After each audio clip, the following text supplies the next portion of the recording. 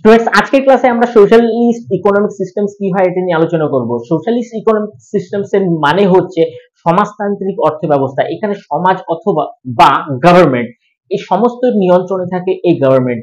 যে কোনো অর্থনৈতিক পলিসিস হোক, যে কোনো অর্থনৈতিক উন্নয়ন হোক, সব পলিসিস গুলো গভর্নমেন্টের দ্বারা তৈরি হয় এবং পরবর্তীতে সেগুলো এক্সিকিউশনসও করা হয়। এই সব ক্ষেত্রের মধ্যে গভর্নমেন্টের ইন্টারভেনশনস থাকে, প্রত্যেকটা পলিসির ইমপ্লিমেন্টেশন গভর্নমেন্টের থ্রুই হয়।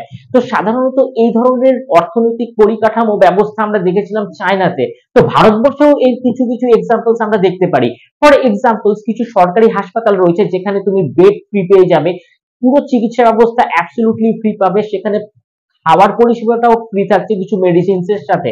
আচ্ছা, আরেকটা এক্সাম্পলস হচ্ছে যে সরকারি কিছু হাসপাতাল থাকছে প্রাইমারি এডুকেশন বা আপার প্রাইমারি এডুকেশন এর ক্ষেত্রে বা হাই স্কুলে, সেখানে অ্যাবসলিউটলি এই ধরনের শিক্ষা ব্যবস্থাগুলো মাধ্যমিক পর্যন্ত পুরো ফ্রি থাকছে। আরেকটা এক্সাম্পল, যেরকম গভর্নমেন্ট প্রতি ব্যক্তিকে 5 কিলো ফ্রিতে চাল, ডাল, আটা এই সমস্ত ডিস্ট্রিবিউশন করছে, যার জন্য একটিও পয়সা লাগে না। তো এই ধরনের ব্যবস্থার মধ্যে প্রত্যেকটা সমাজের মানুষই যেন এই সুযোগ থেকে বঞ্চিত না হয় বা এই ব্যবস্থাটার সমগ্র সুবিধাগুলোকে পায়। তো এগুলোকে এনশিওর করার নামই হচ্ছে সমাজতান্ত্রিক অর্থ ব্যবস্থা বা social economic systems. Thank you.